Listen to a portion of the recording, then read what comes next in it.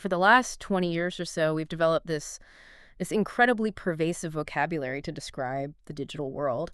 And like almost all of it is designed to make technology sound weightless. Oh, yeah, completely ethereal. Right, ethereal, we call it the cloud.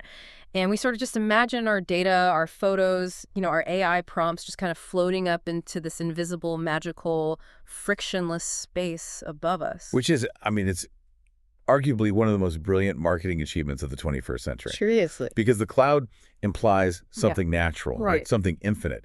It certainly sounds a lot better than the actual reality, which is basically millions of incredibly hot, deafeningly loud servers sitting in these windowless, reinforced concrete bunkers out in the desert. Yeah, and that illusion, that sort of separation between the digital software and the physical earth, it is completely shattering right now. Because the reality is the cloud is heavy. Very heavy. It's made of steel, it's made of concrete, and most importantly, it is violently hungry. Like, let me give you a stark contrast to start us off here. This comes straight from Goldman Sachs and your sources today. When you do a standard Google search, just typing in a normal question, that uses about 0.3 watt-hours of electricity. Right, which on a macroscopic scale, I mean, that seems entirely negligible. It's basically a rounding error. Exactly, a rounding error. But when you type a prompt into ChatGPT, a single prompt, that takes 2.9 watt-hours. Yeah. That is almost 10 times the energy for a single interaction. And when you realize that people aren't just doing this, like, once a day. They're doing it constantly. Right. They're automating their workflows. They're generating thousands of images, summarizing hundreds of documents. You really start to see the scale of the problem. Yeah. You multiply that 10-time increase by hundreds of millions of users doing dozens of queries a day. And the math goes from mildly concerning to absolutely terrifying very, very quickly. Okay. Let's unpack this. Today, we are taking your sources to explore the massive AI energy crunch. Because the central premise here is that we are dragging the digital world, kicking and screaming, back into the physical world. Yeah, we really are. The algorithms don't live in the sky. They are quite literally boiling the planet's infrastructure. So we're going to look at how AI's insatiable hunger is breaking the aging power grid, and how big tech is desperately pivoting to nuclear energy just to survive. Which is a wild pivot. It really is. And most importantly, we're going to look at how you can understand and even invest in this physical infrastructure revolution. We're looking at ways to play the AI energy crunch. So welcome to this deep dive. Thanks. We have spent the last few decades so obsessed with software, with code, with like the realm of the mind. Right. And suddenly the biggest bottleneck to human progress isn't the ingenuity of the code itself. It's the most fundamental physical resource we have, which is electricity. So let's quantify that bottleneck, because the numbers in these sources are genuinely hard to wrap your head around if we don't ground them in reality first. Yeah, we need a baseline. Exactly. Let's establish a baseline. So right now, global data centers consume somewhere between 1% and 2% of total global energy. And honestly, that is already a colossal baseline. I mean, when you consider the energy output of the entire planet. Every factory, every city. Right, every transportation network. Yeah. Dedicating up to 2% of all of that entirely to computing is historically unprecedented. But Goldman Sachs is projecting that by the end of this decade, that number is going to jump to 3 to 4%. So it's basically doubling in a matter of years. Exactly. It's doubling. And the International Energy Agency, the IEA, they put an even sharper point on it. They say that by 2026, which is, right now, data centers, artificial intelligence, and crypto combined could exceed 1,000 terawatt hours of electricity consumption. 1,000 terawatt hours. I mean, that's just... It's crazy. To give you, the listener, a sense of scale for what 1,000 terawatt hours actually looks like, that is equivalent to the total electricity consumption of the entire country of Japan. Wow. Yeah, think about the implications of that for a second. Okay. We aren't talking about plugging in a few more server racks in an office building downtown. Right. We are talking about summoning the electrical equivalent of one of the world's largest, most industrialized, most technologically advanced nations, and dedicating all of that power exclusively to silicon. It fundamentally shifts the global energy paradigm. It really is mind-boggling. And the reason this is happening so fast comes down to the architecture of the hardware itself. The sources point out data from Nikit showing that AI servers, what the industry calls accelerated servers, are seeing their electricity use grow by 30% annually. Yeah, and you have to compare that to your conventional legacy servers, which are only seeing an annual growth rate of about 9%. Right, so a 30% compounding annual growth rate, that's an exponential curve that essentially just goes vertical. It's a rocket ship. And this leads us to the projections for the United States specifically.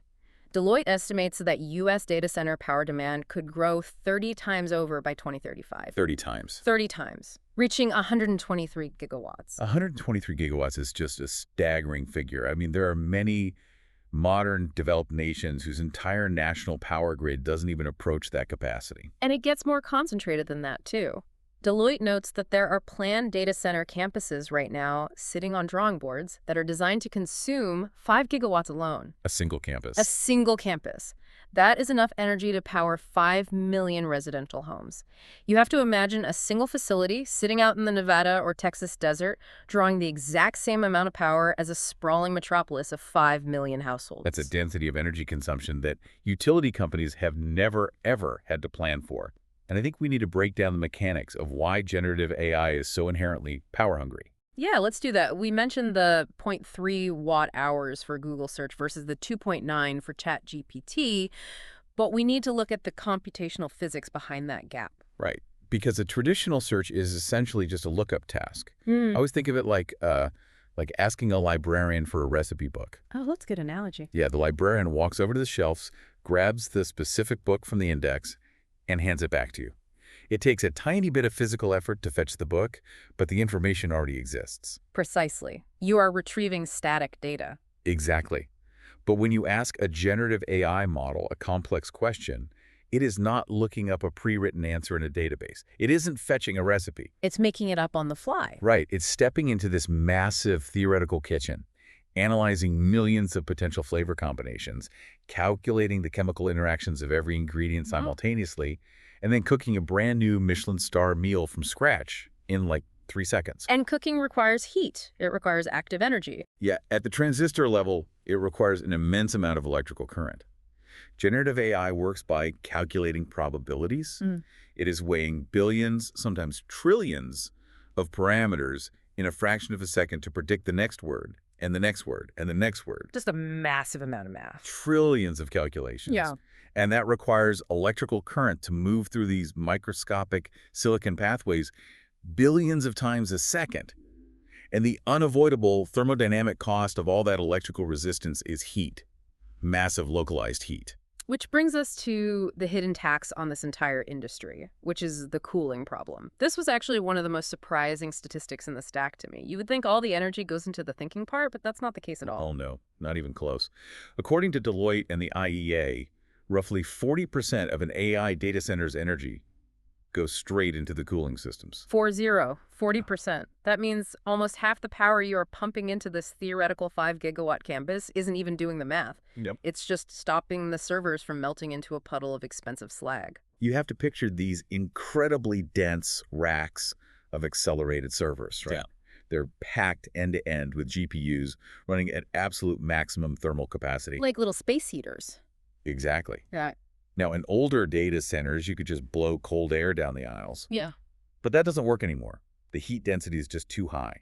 So what do they do? Well, now we are talking about massive industrial chillers, millions of gallons of water consumption, and increasingly this direct-to-chip liquid cooling, where synthetic coolants are pumped directly over the processors. Wow. Yeah, and if those cooling systems fail for even a few minutes, the equipment literally destroys itself. So we're building these digital brains, but they run an eternal fever that we constantly have to ice down. That's a great way to put it. And those numbers we just talked about, that's just for inference. Meaning when you and I ask it a question. Exactly. The power required for training these foundational models is even more extreme. The RAND Corporation estimates that if you extrapolate current trends, a single training run for a massive next-generation AI model could require up to 1 gigawatt of power at a single site by 2028. 1 gigawatt just for the training phase. Yes. And by 2030, they project that could hit 8 gigawatts. Wait, 8 gigawatts? Yeah. To put that in perspective, 8 gigawatts is roughly equivalent to the power generated by 8 full-scale commercial nuclear reactors. Oh my God. Running simultaneously, dedicated to nothing else but training a single artificial intelligence model for months on end. Let me just pause there so we can all absorb the sheer brutality of that scale. 8 nuclear reactors, pumping power into one facility just to teach the algorithm how to think. Yeah. Not even to run it for the public, just the incubation period. The scale is almost Lovecraftian. It is a physical behemoth that just demands sacrifice from the grid. And we are already seeing the real-world impact of this. Like, we don't have to wait until 2030 to see the grid buckle. Let's look at the IEA data regarding Ireland. It's a perfect microcosm of what happens when the digital appetite outpaces physical reality. Ireland is a fascinating case study here. Yeah, because Ireland has been a massive hub for tech companies for a long time due to favorable tax policies and, a naturally cool climate. In 2022, data centers consumed 17% of Ireland's total electricity. Almost a fifth of a sovereign nation's power, entirely localized in data centers. Right. But fast forward to 2026, and with this rapid, frantic adoption of AI, that number is projected to hit an absurd 32%. 32%. Nearly a third of the entire country's electricity is going to just keep these servers running. And this creates an immediate breaking point for civil infrastructure. I mean, when a third of your grid capacity is locked up by server farms, you don't have the buffer required to power the rest of your society. Let alone attract new manufacturing or build new housing. Exactly. The grid becomes gridlocked. Which is why grid operators in places like Ireland and even in parts of Northern Virginia here in the U.S. have had to impose de facto moratoriums on new grid connections for data centers. Wow, they just stop them. Yeah, the utility companies simply have to look at the tech giants and say, no more, the pipe is full.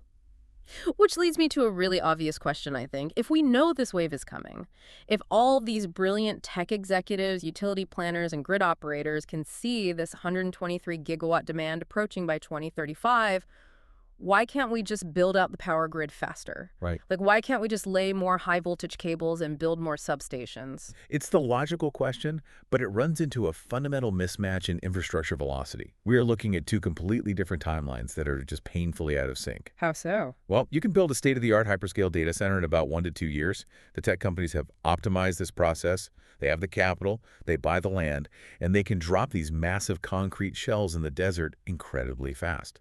Okay, so 18 to 24 months for the building and the servers. Right, but building the transmission grid, the high voltage lines, the massive step-down transformers, the actual power generation facilities required to feed that 5-gigawatt building, that takes over a decade. A decade. Yeah.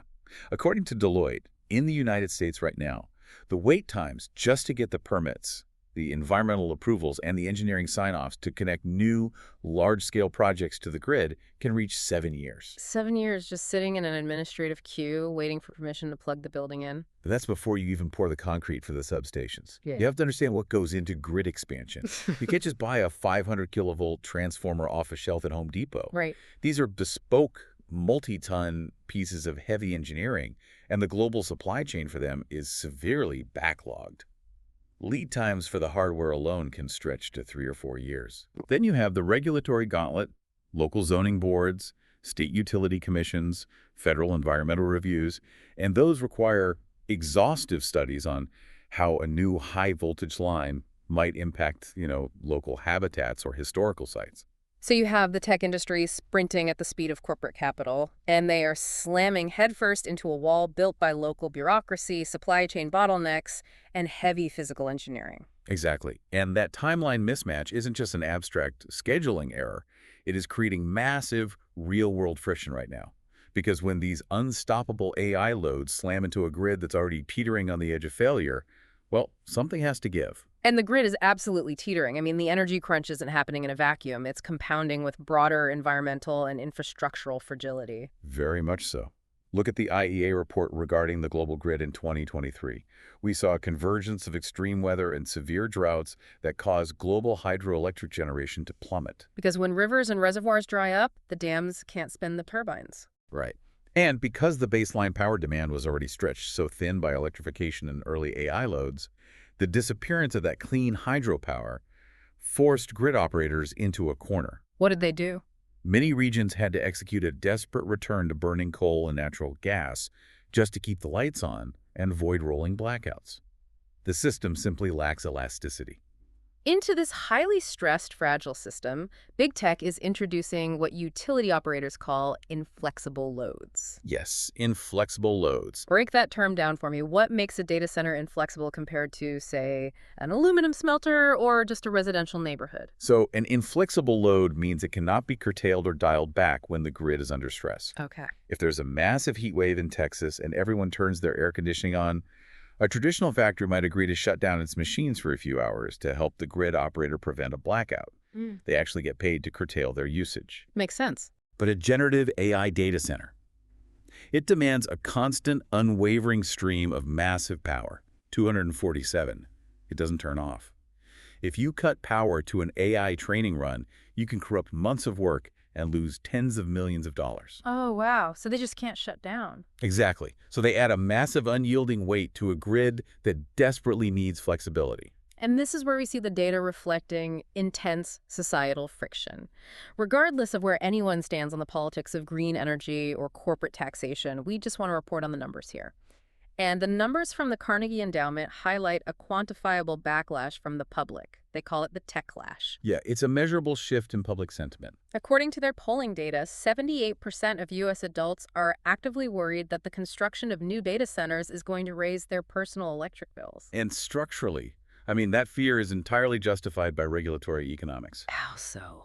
Well, in many regions, regulated utilities pass the capital costs of grid upgrades onto the broader ratepayer base. Okay, I see where this is going. Yeah, if the local utility company has to spend $2 billion upgrading substations and laying new high-voltage lines strictly to handle a new hyperscale AI facility, the utility will often petition the regulators to increase electricity rates for everyone in the district to recoup that cost. So the people running a local bakery or the family just trying to cool their apartment in August are essentially subsidizing the heavy physical infrastructure required for big tech's AI arms race? Exactly. They are paying for a service they might not even use. Wow. And again, just to be clear, we aren't taking a side on the environmental or political debate here. We are merely reporting the societal friction detailed in the source material. Right, and that friction is real, which is why the Carnegie Endowment report notes that environmental groups, consumer advocates, and local lawmakers are increasingly suing and investigating big tech companies over these expansions. Yeah, there is a profound, undeniable tension between the aggressive environmental and zero-carbon goals these tech companies have publicly stated and the immense physical toll their new infrastructure is extracting from local communities. But slowing down isn't an option for big tech. Right. That's the tragic irony of the AI arms race. If you stop building data centers to appease local zoning boards or wait for the grid to greenify, your competitor beats you to the next breakthrough model and you lose dominance over the next era of the internet.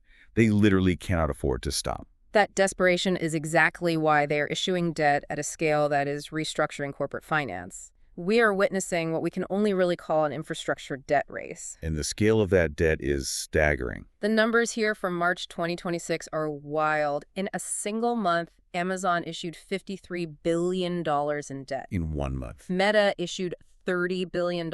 Alphabet, Google's parent company, issued $20 billion. We're talking about over $100 billion in corporate debt issued by 3 companies in 30 days. For the last decade, big tech companies utilized low interest rates primarily to fund massive stock buybacks or, to acquire software startups. Yeah. Now, they are leveraging their sovereign-level balance sheets purely to buy concrete, copper, land, and power agreements.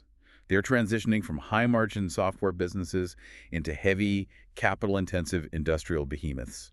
And Deloitte and Goldman Sachs project that these hyperscalers are expecting a 44% increase in capital expenditures, CapEx reaching $371 billion by 2025. $371 billion. They are essentially trying to buy their way out of a physics problem by throwing hundreds of billions of dollars at the infrastructure wall. But here is the critical paradox they face. Right. They have all this capital, they know they need massive amounts of new energy, and they are under immense public pressure to decarbonize. Right. So the obvious, intuitive answer seems to be renewables. Why can't big tech simply purchase 5,000 acres of desert next to their data center and blanket it in state-of-the-art solar panels? Right. They love promoting their investments in wind and solar. You see it in their commercials all the time. Why doesn't that solve the 5-gigawatt problem? Because of the concept of base load versus dispatchable or intermittent power. Wind and solar are vital, ecologically necessary components of the broader energy transition.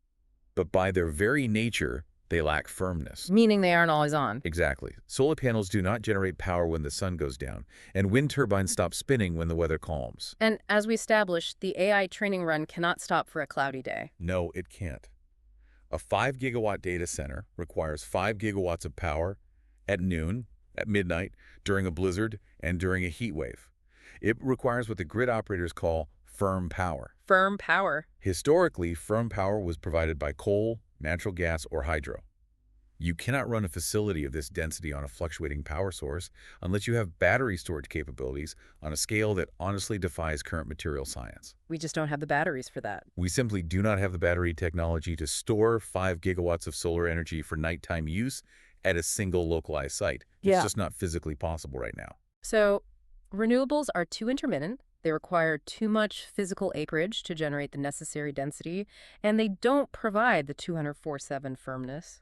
Coal and natural gas provide the firmness, but burning them destroys the company's carbon-neutral pledges and invites catastrophic regulatory and public backlash. They are completely boxed in. Yeah. If we connect this to the bigger picture, you realize there's only one viable engineering solution on the table that meets all three criteria. Which are? The energy source has to be entirely carbon-free, it has to be capable of massive concentrated scale, and it has to provide firm 247 baseload power. And that solitary solution is nuclear energy. Here's where it gets really interesting to me. Because big tech companies aren't just calling up the local utility and asking them politely to build a nuclear plant. No, they're not. The revelation in these sources, specifically from the Skilling's mining review, is that big tech is actively bypassing the traditional public grid. They're becoming the primary direct financiers of a global nuclear renaissance. It is a complete inversion of how heavy energy infrastructure has been funded for the last century. And the primary metric driving this is the capacity factor, because while a state-of-the-art solar farm might operate at, say, 20 or 30% of its total stated capacity over a year due to weather and nighttime, nuclear power operates at a 92% capacity factor. 92%. It is the ultimate expression of firm power. You turn it on, and it runs at maximum output almost continuously for a year and a half before needing refueling. But to understand why this is such a shock to the market, we really have to look at the historical context. Why was nuclear essentially a pariah in the energy sector for decades? Like, why did it take an AI energy crisis to force the world to reconsider it? Well, it was haunted by history. The public perception of nuclear energy was fundamentally scarred by the ghosts of Chernobyl, Fukushima, and 3 Mile Island. There was a deeply ingrained generational fear of catastrophic meltdowns and radiation. And that public fear translated directly into a paralyzing regulatory environment, which in turn basically destroyed the economics of building new plants. How bad were the economics? According to the Nikit source, the upfront capital costs for traditional large-scale nuclear plants became colossal. We're talking running anywhere between $6,000 and $12,000 per kilowatt of capacity. The interest on the debt alone would bankrupt utilities before the plant even opened. Not to mention the timelines. You're talking about up to 15 years to get a traditional gigawatt-scale plant permitted, engineered, constructed, and operational. Right. And when software development moves in cycles of weeks and months, a 15-year build time for your power source is completely unworkable. But desperation breeds innovation, and more importantly, it shifts risk tolerance. The existential fear of losing the AI race has suddenly outweighed the historical fear of nuclear energy and the financial pain of those massive capital costs. So what's the landscape look like now? Well, by 2026, according to SMR Intel, there are roughly 13 major deals in place, with over 9.8 gigawatts of nuclear capacity directly committed, financed, or partnered by big tech. They looked at the public grid, realized it couldn't save them, and decided to just build it themselves. And they are taking two distinct approaches to this, both of which are absolutely wild. Approach one is what I'm calling the resurrection. Yeah, that's a good name for it. They are literally bringing old, dormant nuclear plants back from the dead. The defining example of this strategy, detailed by both the Carnegie Endowment and Introll blog, centers around Microsoft. Yes. This blew my mind. Microsoft signed a shocking $16 billion 20-year power purchase agreement with Constellation Energy. 16 billion. And the purpose of that $16 billion is to reopen Unit 1 of 3 Mile Island in Pennsylvania. A name that carries more historical baggage than perhaps any other piece of infrastructure in the United States. The historical irony is just unbelievable. 3 Mile Island is the site of the most infamous nuclear accident in American history.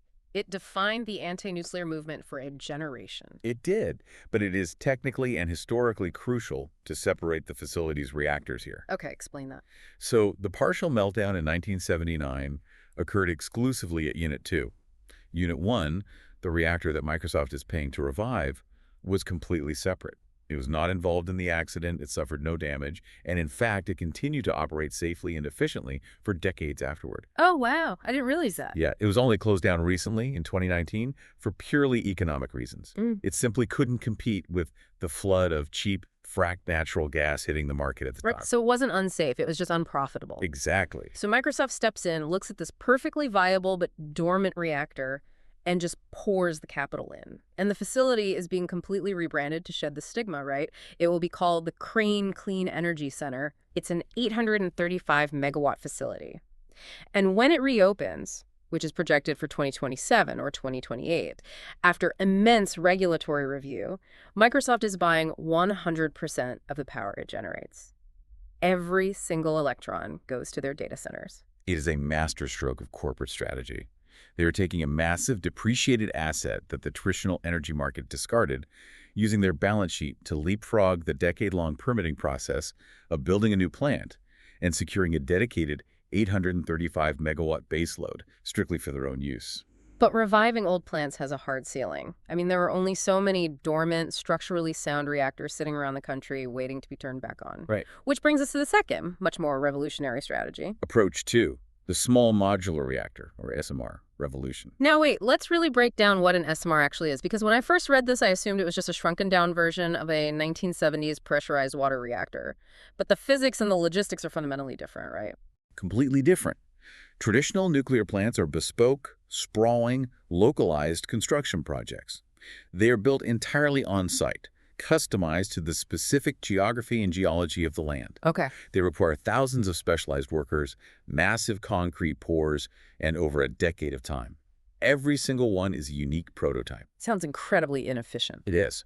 But small modular reactors fundamentally change that industrial paradigm. As outlined by ID TechX and the Carnegie Endowment, the core concept is factory mass production. You're talking about mass-producing nuclear reactors on an assembly line, like Ford building a Model T. Precisely. You manufacture the reactor components in a highly controlled, standardized factory environment. This drastically reduces the bespoke engineering costs, it mitigates supply chain delays, and ensures rigorous quality control. Okay, and then what? Once the module's finished, you transport it by heavy truck or rail directly to the final site, and you install it almost like connecting industrial Legos. Okay, let me play devil's advocate here for a second, because the idea of putting a nuclear reactor on a flatbed truck and dropping it next to a data center sounds like a security and logistical nightmare. Aren't we basically decentralizing nuclear material and scattering it all over the desert? How are regulators ever going to allow that? It's the most common and honestly valid pushback. But the answer lies in the massive leap forward in passive safety and fuel design. These are not your grandfather's reactors. Walk me through that. Take Google's recent deal, for example. They signed an agreement to buy 500 megawatts of power from a company called Kairos Power. Kairos doesn't use water to cool the reactor. They use molten salt, and they use a specialized ceramic fuel. Why does molten salt matter? Because water has cooled reactors for 70 years. Well, think about how a traditional light water reactor fails. If the cooling pumps lose power, the water around the core boils into steam. Steam expands rapidly, building up immense bomb-like pressure inside the containment vessel. That pressurized steam explosion is what ruptured the buildings at Fukushima. You have to engineer incredibly thick, expensive pressure vessels to hold that steam in. Okay, so steam is the enemy. Steam is the enemy. But molten salt doesn't boil and turn into a gas until it hits absurdly high temperatures, far, far beyond the normal operating temperature of the reactor core. Oh, I see.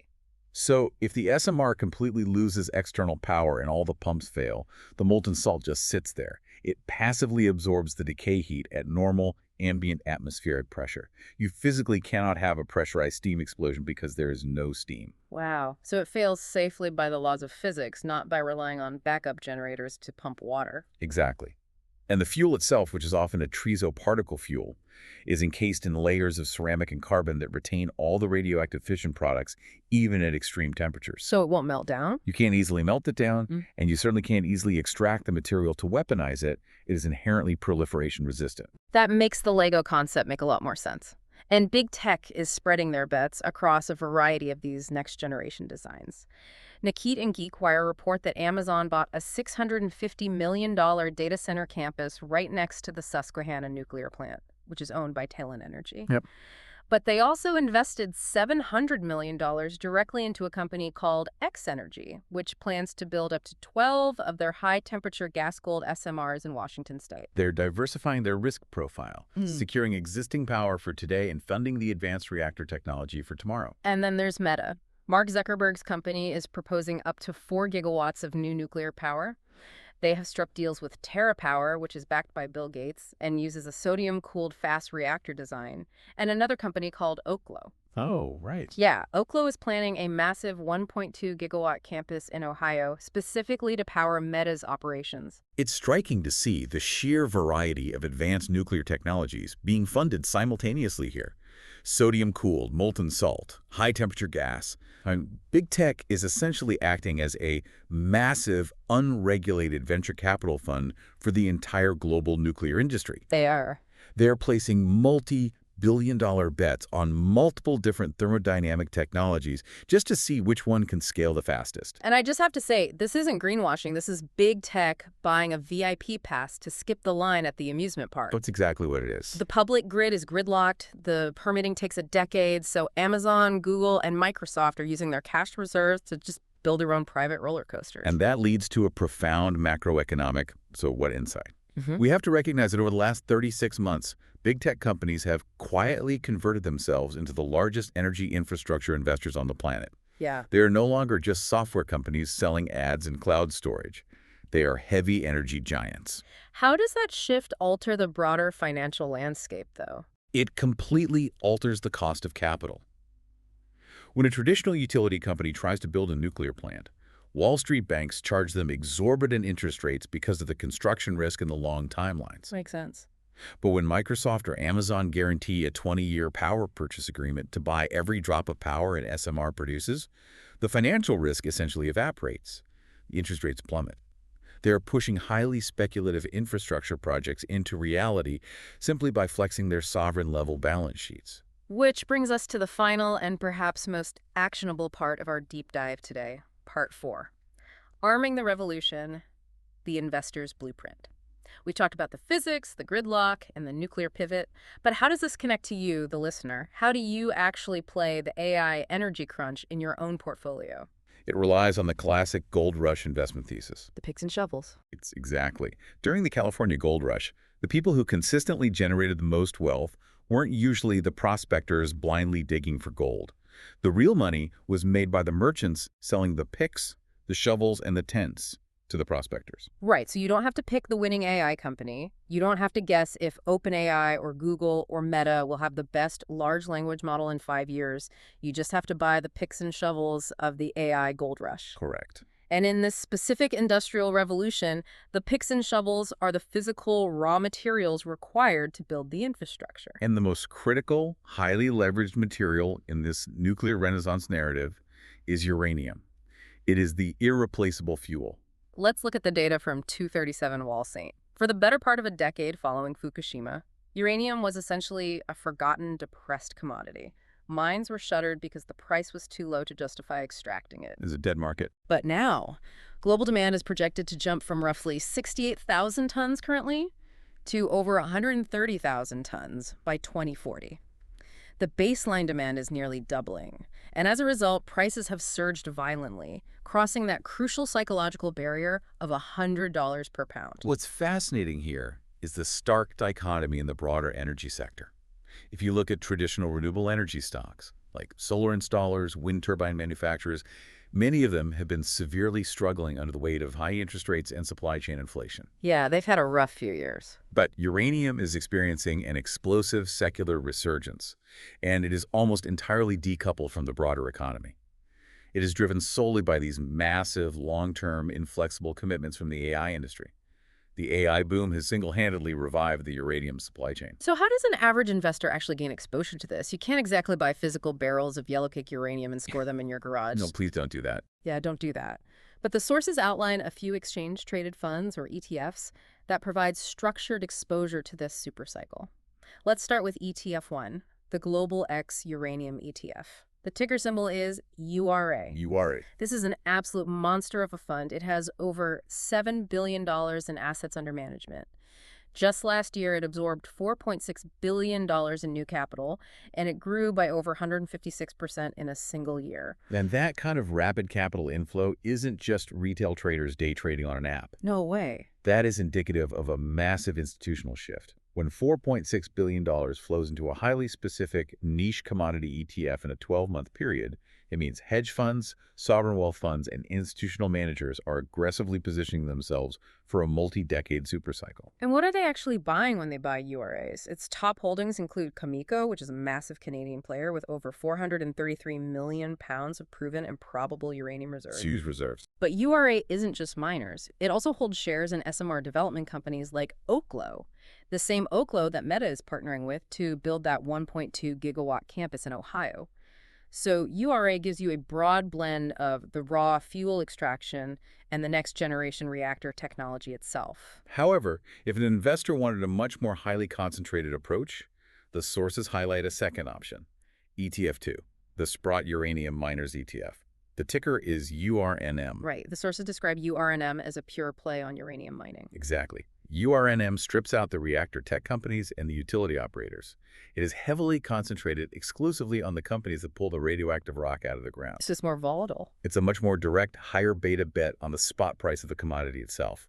But it's crucial to elevate the conversation here and understand the geopolitical risk embedded in these pure play mining ETFs. Because mining is just step one. Right.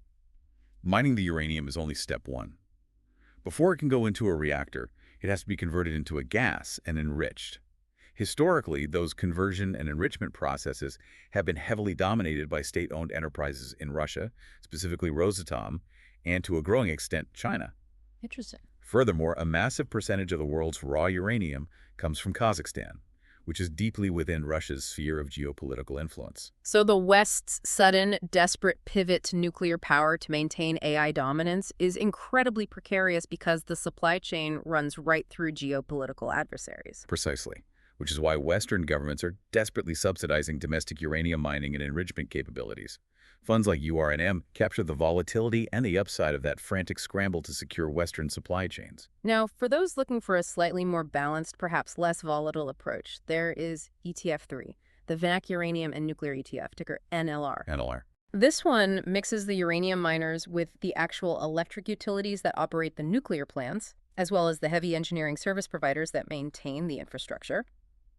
It's a bet on the stability of the entire nuclear ecosystem rather than just the price of the rock. Which mutes the volatility of commodity pricing by anchoring the fund with regulated utility companies that pay steady dividends. Okay, so that covers the fuel source. But there is another crucial, undeniable component to this physical build-out. You can generate all the nuclear power you want, but you have to move it. And you can't talk about electricity without talking about the nervous system that carries it. Copper. Copper. You can mass produce all the small modular reactors and hyperscale data centers you want, but they don't function via Bluetooth. Imagine if they did. Right. But you have to physically connect them. You need hundreds of miles of wiring to connect the SMR to the data center, the servers to the liquid cooling pumps, and the data center back to whatever grid connections they still utilize. Every single step of that electrical transmission requires copper. And the projections for copper are just as staggering as the uranium numbers. Consumption of copper could hit 42 million metric tons by 2040. Because copper is the indispensable metal of electrification. It is highly conductive, second only to silver among non-precious metals, making it the irreplaceable material for electrical wiring, transformers, and power generation. And we are running out of the easy stuff. We really are. Here is the structural bottleneck. We have already mined all the easy copper on Earth, The ore grades at major mines in Chile and Peru are declining, meaning you have to dig up exponentially more dirt using more energy just to get the same amount of copper out. It's a vicious cycle. We need more energy to mine the copper required to build the energy infrastructure. Yeah, and it's not just the AI data centers driving this demand, it's the broader electrification of the global economy. Electric vehicles, wind turbines, grid modernization. AI is simply the accelerant throwing buckets of gasoline onto a demand fire that was already burning. Which is why the sources point to ETF4, the Global X Copper Miners ETF, ticker Chi2PX. This fund has $8 billion under management, and it is structurally positioned to profit from this severe long-term supply deficit in the copper market. If we step back and look at the synthesis of all these material demands, the SMRs, the uranium, the copper, a razor-sharp investment thesis emerges for the next several decades. Tell me. Whether artificial intelligence ultimately brings about a utopian age of automated scientific discovery and medical breakthroughs, or whether it just turns out to be a really advanced, somewhat overhyped evolutionary step in software. The outcome almost doesn't matter. Right. The outcome of the AI itself almost doesn't matter for this specific physical infrastructure thesis. That is the brilliance of the picks and shovels approach, because the data centers still have to be cooled, the high-voltage lines still have to be laid, Yes. the capital has already been committed, the debt has been issued, over $100 billion in a month. The concrete is actively being poured in the desert right now. The build-out is happening regardless of whether the software lives up to the hype. Therefore, firm, carbon-free energy like nuclear and the physical metals required to build and transmit it, like uranium and copper, are arguably the most valuable, indispensable, and highly leveraged assets of the next 20 years.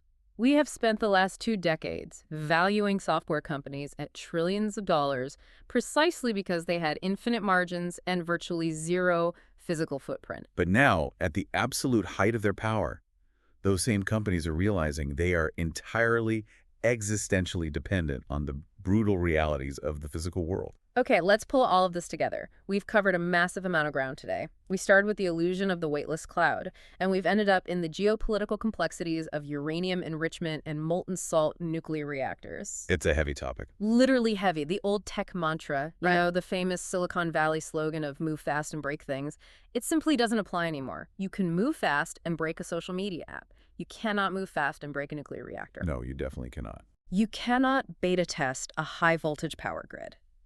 The illusion of a frictionless, physical-free digital world is dead. We are entering an era where the software engineer is still incredibly important, of course. They are building the mind of the machine. But the data center architect, the thermodynamic cooling engineer, the grid planner, and the uranium miner, they are suddenly the most important people in the room. Because without them, the digital mind has no physical body, and it has no pulse. Exactly. It really forces a reorientation of how we think about our daily, casual interactions with technology. It does. And I want to turn this directly back to you, the listener. Think about the next time you open up an AI tool to write an email or generate an image. Think about that 2.9 watt-hours of electricity. Every single time you hit enter, you are no longer just interacting with code. You're interacting with the physical world. You are interacting directly with the physical limits of the Earth. You are asking a massive water-cooled machine in a desert somewhere to spin up, to generate intense thermal heat, and to draw power from a grid that is straining to keep the lights on. Did you realize the profound physical cost of your digital convenience? And this raises a vital question, a final structural thought to leave you with. Building on everything we've discussed from these sources regarding the corporate pivot to SMRs. Yeah. We are watching big tech companies, Amazon, Google, Meta, Microsoft, essentially becoming private nuclear superpowers. They are funding their own advanced reactors, actively bypassing public utility grids, and working to control their own massive, independent, zero-carbon power sources. Which is unprecedented. So what happens to the balance of global power in a decade? Are we moving toward a future where a handful of hyperscalers hold more direct influence over global energy infrastructure, more advanced nuclear technology, and thereby hold more geopolitical leverage than actual nation-states? Wow. When a single tech company controls both the world's supreme artificial intelligence and the private nuclear power required to run it, who is really in charge of the future? That is a heavy, heavy thought to end on and a massive geopolitical shift. But it's exactly the kind of question we have to start asking as the cloud crashes back down to Earth. Thank you so much for joining us on this deep dive into powering the machine. It's been great. We invite you to mull over these concepts, look at your own portfolio through the lens of the physical AI energy crunch, and do your own exploration into the heavy, concrete backbone of this new digital age. Because the future isn't just lines of code, it's concrete, it's copper, and it's nuclear. Until next time, keep diving deep.